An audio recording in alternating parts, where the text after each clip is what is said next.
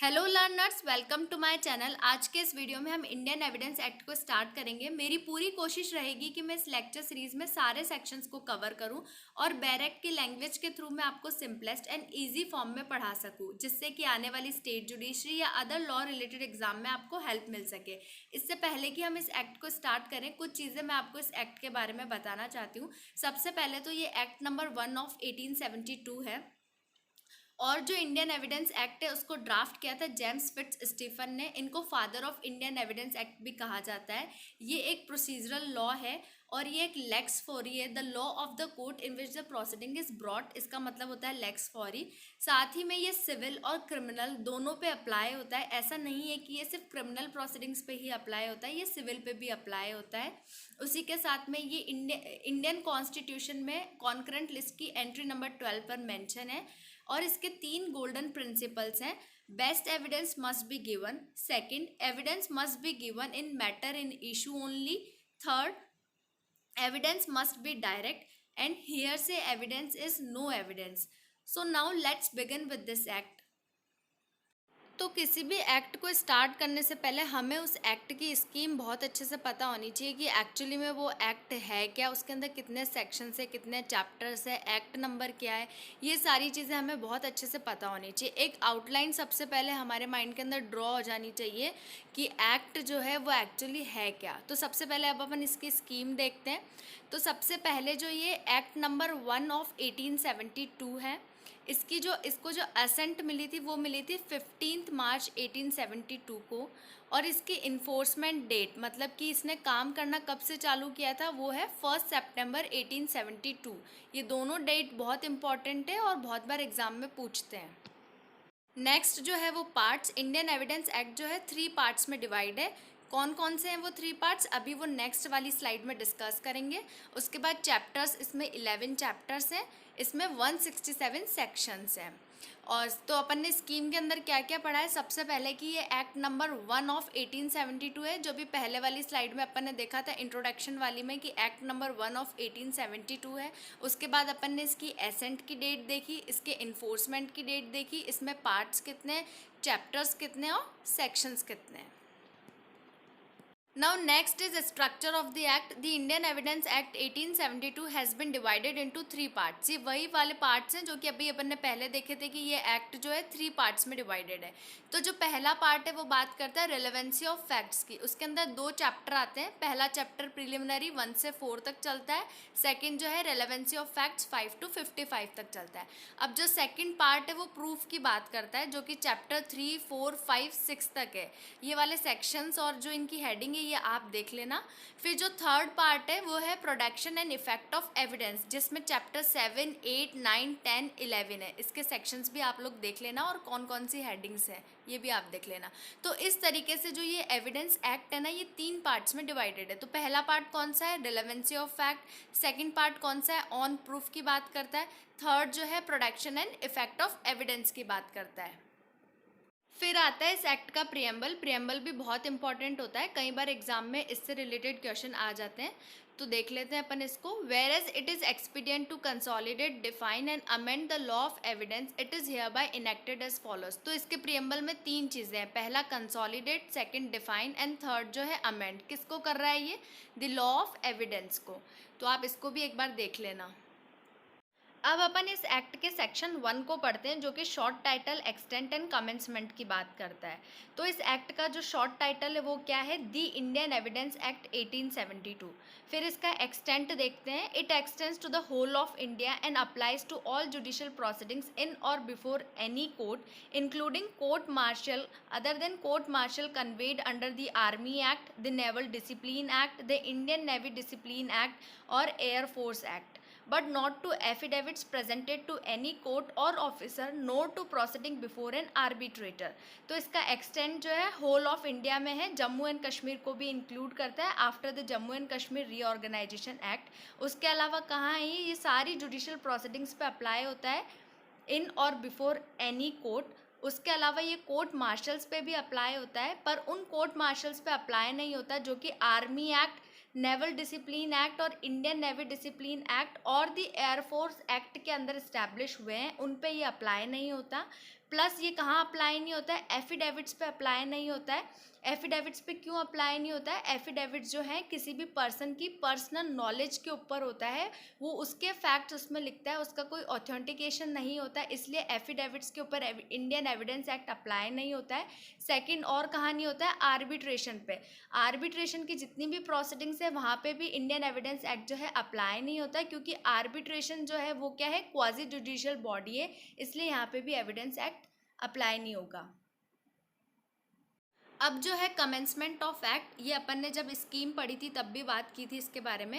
And it shall come into force on the first day of September 1872। तो ये कब से काम करना चालू किया था, 1 सितंबर 1872 से। तो अपन ने सेक्शन 1 के अंदर 3 चीज़ें पढ़ी है। पहला तो इसका शॉर्ट टाइटल क्या है, सेकंड इसका एक्सटेंट कहाँ कहाँ पर है, और थर्ड जो है इस एक्ट की जो कमेंसमेंट डेट है वो क्या है। अब इसके बाद केस देखते हैं, Sudha Devi versus Ram P Narayanan, AIR 1988 SC 1381.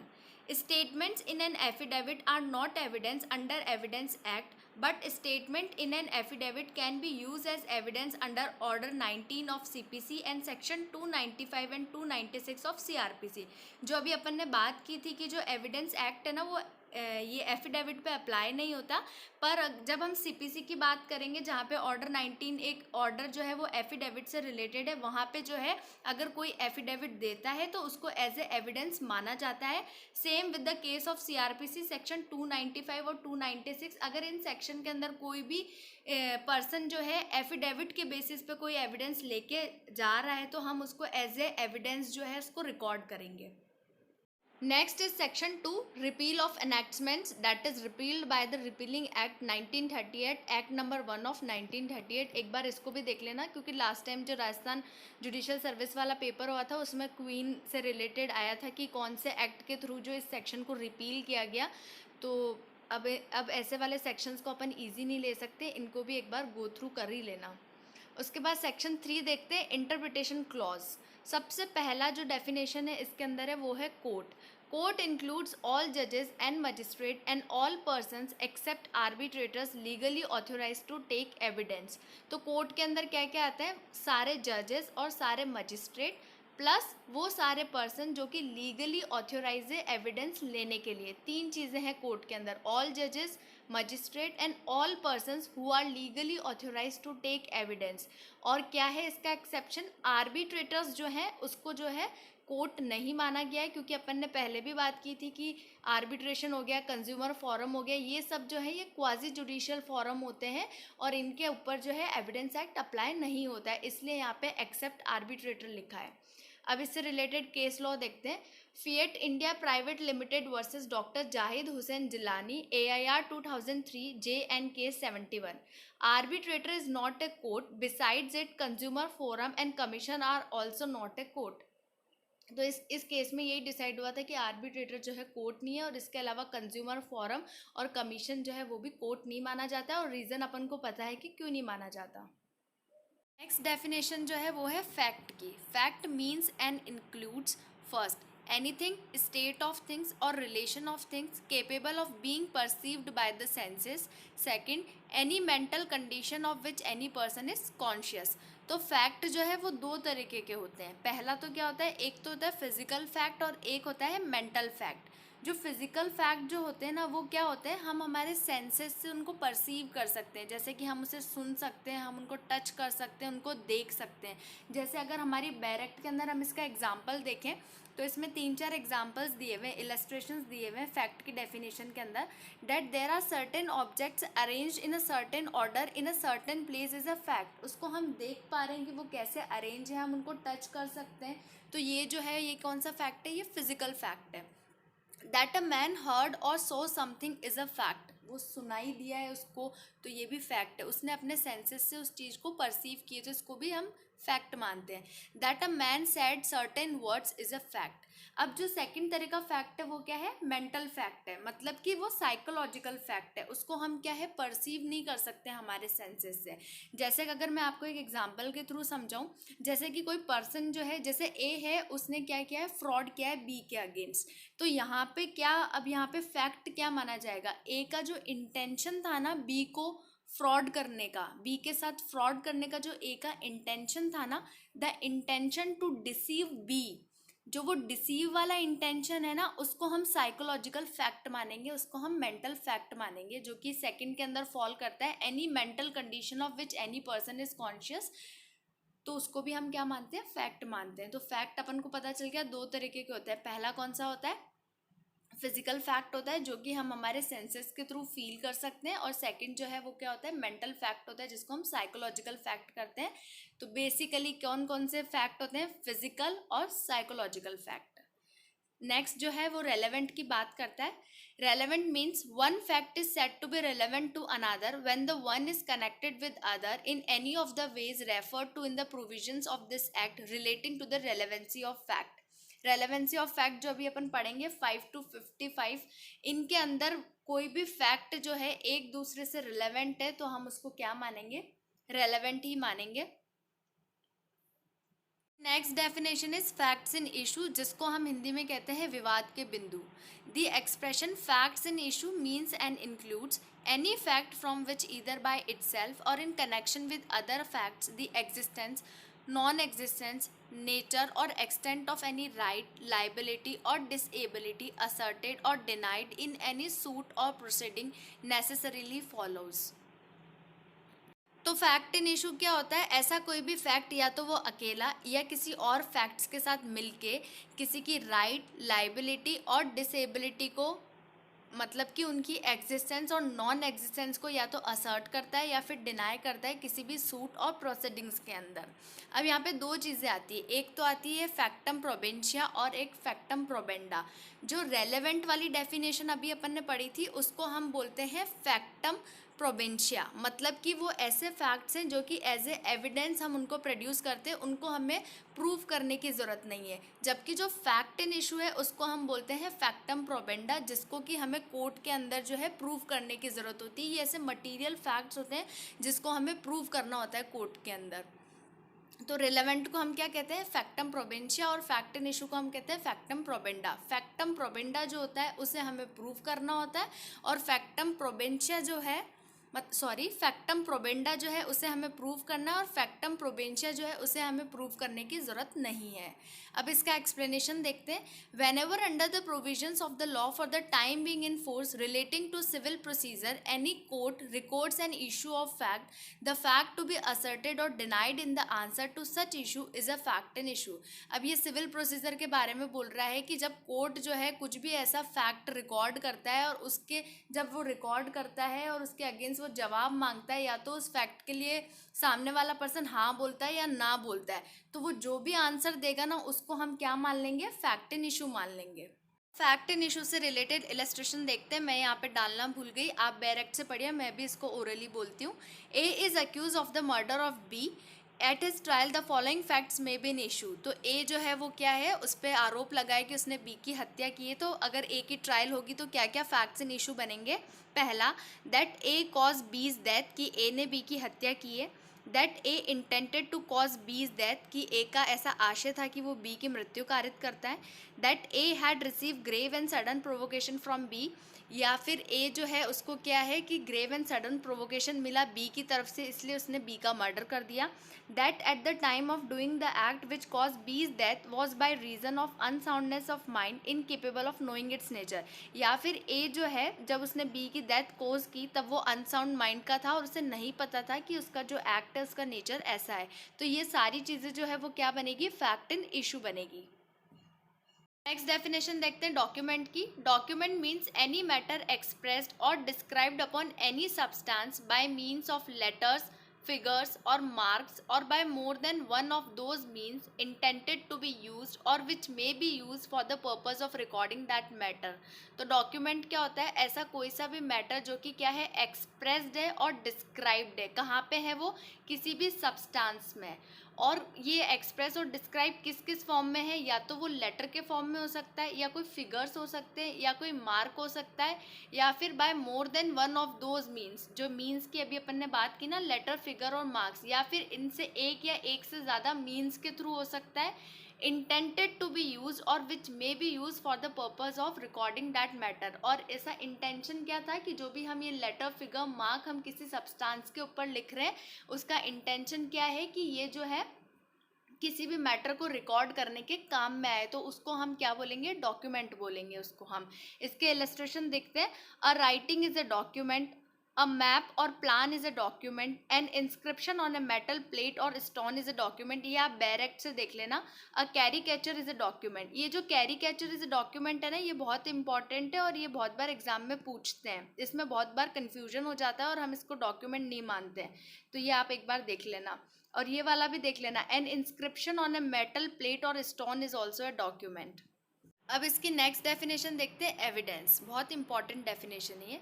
Evidence means and includes, पहली चीज़ क्या है, all statements which the court permits or required to be made before it by witnesses in relation to matter of fact under inquiry, such statements are called oral evidence. Second, all documents including electronic records produced for the inspection of the court, such documents are called documentary evidence। तो पहला चीज़ क्या बता रहा है evidence के अंदर, ये जो फर्स्ट पॉइंट है वो क्या बोल रहा है कि ऐसे सारे स्टेटमेंट जो कि कोर्ट परमिट करता है और required to be made before it by witnesses, जो कि कोर्ट ने परमिट किए और जो कि विटनेसेस के द्वारा कोर्ट के सामने प्रोड्यूस होने चाहिए, उन सबको हम क्या मानेंगे, एविडेंस मानेंगे। और ऐसे एविडेंस को हम क्या बोलेंगे, ओरल एविडेंस बोलेंगे। और इन सब के अलावा जो एविडेंस होगा उसको हम क्या बोलेंगे, डॉक्यूमेंट्री एविडेंस बोलेंगे, जो कि सेकंड बात करता है। All documents including electronic records produce for the inspection of court, such documents are called documentary evidence. तो एविडेंस दो चीज़ें इंक्लूड करता है, पहला स्टेटमेंट ऑफ द विटनेस जिसको हम जिसको हम ओरल एविडेंस बोलेंगे, और सेकंड जो है कोई डॉक्यूमेंट प्रोड्यूस कर रहा है उसको हम डॉक्यूमेंट्री एविडेंस बोलेंगे। ठीक है, तो एविडेंस दो तरीके के होते हैं, ओरल एविडेंस होता है और एक डॉक्यूमेंट्री एविडेंस होता है। जब विटनेसेस अपने कोई स्टेटमेंट देगा तो उसको हम ओरल बोलेंगे, और जब कोई डॉक्यूमेंट प्रोड्यूस होगा for the inspection of court, इसमें इलेक्ट्रॉनिक डॉक्यूमेंट भी इंक्लूड होता है, तो उसको हम डॉक्यूमेंट्री एविडेंस बोलेंगे। डेफिनेशन, प्रूव्ड, डिसप्रूव्ड और नॉट प्रूफ। इसमें समझने जैसा कुछ नहीं है, पर ये रिटन एग्जाम के पॉइंट ऑफ व्यू से इंपॉर्टेंट है। इस पे क्वेश्चन आता है कि explain prove, disprove and not proof, तो इसको याद करना ही है, इसको रट्टा लगाना जैसा ही है, ऐसे कुछ समझने जैसा नहीं है, फिर भी हम इसको एक बार देख लेते हैं। Proved, a fact is said to be proved when after considering the matter before it court either believe it to exist or considers is existence so probable that a prudent man ought under the circumstances of the particular case to act upon the supposition that it exists। तो इसके अंदर सबसे important चीज़ जो है वो क्या है, exist word सबसे ज़्यादा इंपॉर्टेंट है, और कुछ ज़्यादा इंपॉर्टेंट है नहीं इसमें।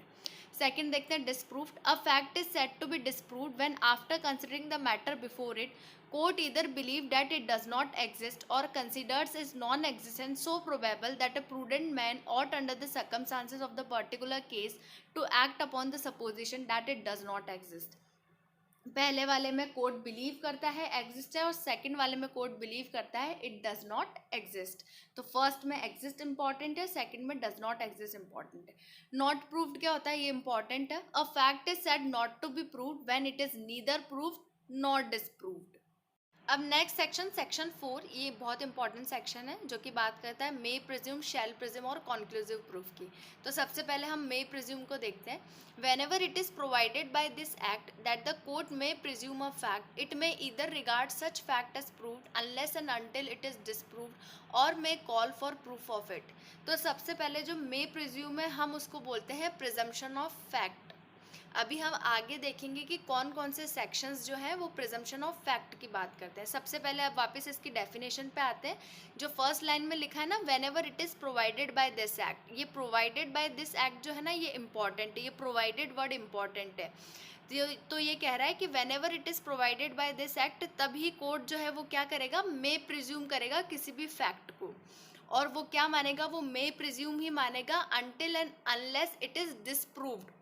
या तो वो डिसप्रूव्ड हो जाए तो ठीक है, या फिर कोर्ट जो है वो क्या मांगेगा, कुछ प्रूफ मांगेगा सामने वाली पार्टी से, उसके बाद जो है वो डिसप्रूव होता है तो ठीक है, अदरवाइज कोर्ट जो है उसको क्या लेके चलेगा, मे प्रिज्यूम ही मान के चलेगा। सेकेंड जो है shall presume, whenever it is directed by this act that the court shall presume a fact it shall regard such fact as proved unless and until it is disproved. तो जो shell presume है उसको हम बोलते हैं presumption of law, जो मे presume है उसको हम प्रिजम्पशन ऑफ फैक्ट बोलते हैं, और शेल प्रिज्यूम है उसको प्रिजम्पशन ऑफ लॉ बोलते हैं। अभी हम आगे सेक्शंस देखेंगे कि कौन कौन से सेक्शंस जो है वो प्रिजम्पशन ऑफ फैक्ट की बात करते हैं और कौन से सेक्शन प्रिजम्पशन ऑफ लॉ की बात करते हैं। तो फिर से इसकी शेल प्रिज्यूम की फर्स्ट लाइन देखते हैं, whenever it is directed by this act. ये जो डायरेक्टेड वर्ड है ये इंपॉर्टेंट है, यहाँ पे मे प्रिज्यूम में प्रोवाइडेड वर्ड इंपॉर्टेंट था और यहाँ पे डायरेक्टेड है, मतलब कि यहाँ पे मैंडेटरी कोर्ट को शेल प्रिज्यूम करना ही पड़ेगा, प्रोवाइडेड में फिर भी डिस्क्रिशन है कोर्ट के पास।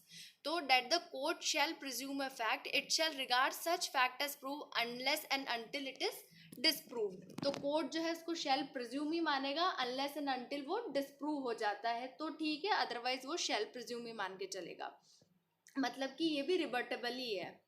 थर्ड जो है conclusive proof, when one fact is declared by this act to be conclusive proof of another the court shall on proof of the one fact regard the other as proved and shall not allow evidence to be given for the purpose of disproving it. मतलब कि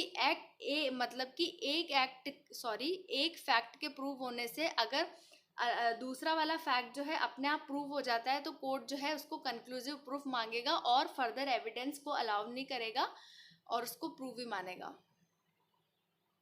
अब ये diagram देखते हैं presumption के बारे में, जिससे अपन को सेक्शन 4 जो है वो बहुत अच्छे से क्लियर हो जाएगा। तो सबसे पहले अपन मे प्रिज्यूम की बात करते हैं, जिसको अपन कह रहे थे प्रिजम्पशन ऑफ फैक्ट। तो प्रिजम्पशन ऑफ फैक्ट के अंदर कौन कौन से सेक्शन आते हैं? Section 86, 87, 88, 90, 114 and 118। उसके बाद जो है शेल प्रिज्यूम की बात करते हैं, जो कि प्रिजम्पशन ऑफ लॉ है, जो कि अपन ने अभी बात की थी, जिसको आर्टिफिशियल प्रिजम्पशन भी मानते हैं। और उसके बाद जो है mix presumption of fact and law. तो तीन तरह के प्रिजम्पशन होते हैं, एक प्रिजम्पशन होता है प्रिजम्पशन ऑफ फैक्ट, सेकंड होता है प्रिजम्पशन ऑफ लॉ, और थर्ड जो है mix presumption of fact and law. जो थर्ड वाला है ये इंडिया में एप्लीकेबल नहीं है, तो अपन को दो ही याद रखने, प्रिजम्पशन ऑफ फैक्ट और प्रिजम्पशन ऑफ लॉ। तो प्रिजम्पशन ऑफ फैक्ट के अंदर अपन ने सेक्शंस देख लिए, अब चलते हैं प्रिजम्पशन ऑफ लॉ के अंदर। अब जो प्रिजम्पशन ऑफ लॉ है ना, ये दो तरीके का है फिर से, एक रिबर्टेबल प्रिजम्पशन ऑफ लॉ है और एक इरिबर्टेबल प्रिजम्पशन ऑफ लॉ है। जो रिबर्टेबल प्रिजम्पशन है उसके सेक्शंस क्या है? जो रिबर्टेबल प्रिजम्पशन है उसको हम बोलते हैं शैल प्रिज्यूम, और जो इरिबर्टेबल है उसको हम बोलते हैं कॉन्क्लूसिव प्रूफ। तो रिबर्टेबल की बात करते हैं। शैल प्रिज्यूम में कौन कौन से सेक्शंस आते हैं? Section 79, section 80, 81, 83, 85, 89, 104, 105, 107, 108 and 112। उसके बाद जो है कंक्लूसिव प्रूफ की बात करते हैं, सेक्शन 41, 82, 112, 113, 115, 116 एंड 117। तो आई होप आपको इस चार्ट से ये प्रिजम्पशन वाली जो चीज़ है ये क्लियर हो गई होगी। That's all from today's video. आगे के सेक्शन जो है हम नेक्स्ट लेक्चर में लेंगे। अगर आपको इस वीडियो में कोई भी डाउट, किसी भी सेक्शन को लेके कोई कन्फ्यूजन है तो आप मुझे कमेंट कर सकते हैं या मुझे मेल पे भी पूछ सकते हैं। एंड येस, अगर आपको ये वीडियो हेल्पफुल और इन्फॉर्मेटिव लगा हो तो please like and subscribe to my channel. Thank you so much.